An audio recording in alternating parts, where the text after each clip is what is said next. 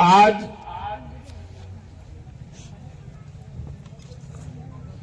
हमारे घर परिवार में आज का दिन, जब मेरा बेटे का जन्म हुआ 9 मार्च 1992 के दिन, तो हम परिवार वालों को और हमको खुशी हुई थी। लेकिन ये खुशी हमारे लिए लंबे समय तक, या जो हमें मेरे परिवार में जो एक प्रकृति ने, कुदरत ने जो बेटा दिया, वो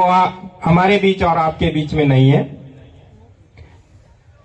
आज की इस घड़ी में हमें ये मालूम नहीं था कि ये जगदीश पांडे मेरा बेटा था,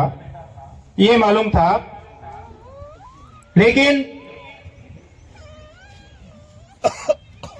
अब धीरे धीरे वो हमारे बीच में नहीं है, लेकिन ये एहसास हो रहा है कि वो हमारे परिवार का, मेरे घर परिवार का ही बेटा ना होकर के हमारे पूरे भील प्रदेश के आदिवासी परिवार का बेटा था। यानी जगदीश जी ने जो अपनी अल्प आयु में इस समाज के लिए और इस भील प्रदेश के लिए एक जो समाज के अंदर काफी कई वर्षों से जो हमारा समाज अपने आप में एक दब गया था, यानी कि अपने अंदर अपनी जो ताकत थी उस ताकत को भूल चुका था। यानी हमारा समाज अपने आप में हिम्मत हार चुका था।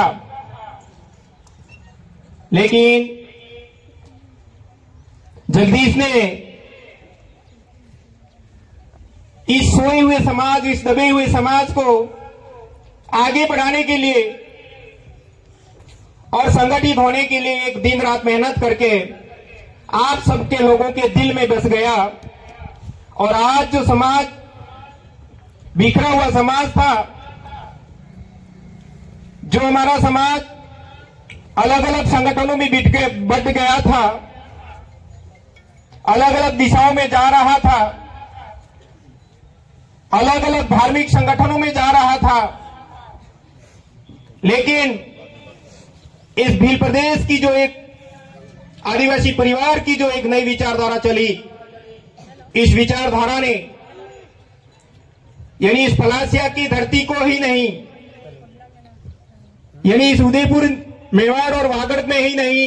लेकिन आज की स्थिति पूरा राजस्थान ही नहीं, पूरे भारत प्रदेश में एक आदिवासियत की भावना को जागृत किया और हमारे समाज का एक सामाजिक एकीकरण करने का जो काम किया। एक समाज में जो एक समाज की जो बुराइयां थी, उन बुराइयों से और बिखरे हुए समाज को संगठित होकर के आज की जो व्यवस्था बनती जा रही है, उस व्यवस्था के सामने किस तरह से हमारा नौजवान खड़ा होगा और खड़ा होकर के हमारे समाज के लिए पहला काम करेगा, उसके बाद में फिर दूसरा काम होगा। आप सबके लोगों के दिमाग में यही विचार है कि हम हमारे लिए जिए,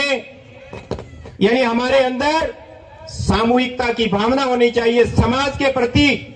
हम उत्तरदायी बने। यानी मैं एक कर्मचारी होने के नाते हमारा ये फर्ज बनता है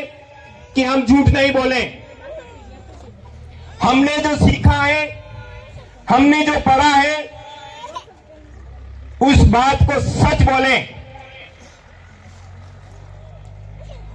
और सच बोलने के लिए हमने हिम्मत हारी नहीं है। हम हमेशा हमेशा एक शिक्षक का जो काम होता है, यानी स्कूल में बालक बालिकाओं को पढ़ाने का काम करना है, लेकिन हम धीरे धीरे मेरे बेटे की जो एक विचारधारा चली, उस विचारधारा के आधार पर हम हमारे समाज को शिक्षा देने का काम भी करें। नौकरी करना रोजगार करना, मजदूरी करना, पैसा कमाना कोई बड़ी बात नहीं है, लेकिन उसके साथ साथ अगर हम हमारे समाज को भी जो सही बात है, जो हम जानते हैं, वो हम दूसरों को भी जानकारी दें, सही जानकारी दें और हमारे समाज को एक अच्छी दिशा और दशा दें, यह हमारा उत्तरदायित्व बनता है। मैं इस मौके पर, क्योंकि हमारे बहुत सारे सामाजिक कार्यकर्ता और जो हमारे आदिवासी परिवार की विचारधारा से जुड़े हुए लोग हैं, वो अपनी अपनी बातें रखेंगे। मैं आप सबकी ओर से, मेरी ओर से, मां प्रकृति से ये एक बार पुनः प्रार्थना करता हूं कि मेरे बेटे जगदीश जैसे इस भील प्रदेश के हर घर में एक बेटा पैदा हो और जो रहे सपने मेरे इस भील प्रदेश के, जो जगदीश के अधूरे सपने और अधूरे सपनों को आप और सब मिलकर के पूरा करें। और हमारी महिला शक्ति से भी मैं निवेदन करूं कि आप लोगों को भी आगे आना है और जो आज हमारे समाज के साथ में जो एक भेदभाव हो रहा है, जो हमारे समाज को पीछे ले जाया जा रहा है, हमारे इस प्रकृति में जो एक प्राकृतिक जो संसाधन जो हमारे इस इलाके में मिले हुए हैं, उन संसाधनों को हमको बचाए रखना होगा, जो कि हमारे भील प्रदेश का नारा है, जल बचाओ, जमीन बचाओ, जंगल बचाओ। जब पानी बचेगा तो हमारा समाज जीवित रहेगा, जमीन रहेगी तो हमारी आने वाली पीढ़ियां सुरक्षित रहेगी। इस तरह से जो एक इस पूरे भील प्रदेश में बहुत सारे लोगों के दिमाग में कंफ्यूज है कि ये राजनीतिक पार्टियों के लिए काम कर रहे हैं। पार्टियां आती रहेगी, जाती रहेगी, लेकिन समाज हमारा संगठित रहना चाहिए, समाज हमारा एक होकर के रहना चाहिए। हम सब मिलकर के हम हमारे समाज के लिए और हमारे समाज को जो संवैधानिक रूप से संविधान के अंदर जो हमें हक और अधिकार मिले हुए, उन हक और अधिकारों को हम सुरक्षित रखने का काम करें। मैं ज्यादा न कहते हुए मेरे शब्दों को यहीं मैं विराम देता हूं। मंच पर जो हमारी तस्वीरें जो हमारे पुरखों की लगी हुई है, उन पुरखों को एक बार पुनः नमन जोहार करता हूं। आप सबने भी जगदीश बेटे की जो जन्म जयंती के रूप में आपने इतना बड़ा कार्यक्रम करके आप सबने अपना समय निकाल करके पधार करके इस कार्यक्रम को अंजाम दिया।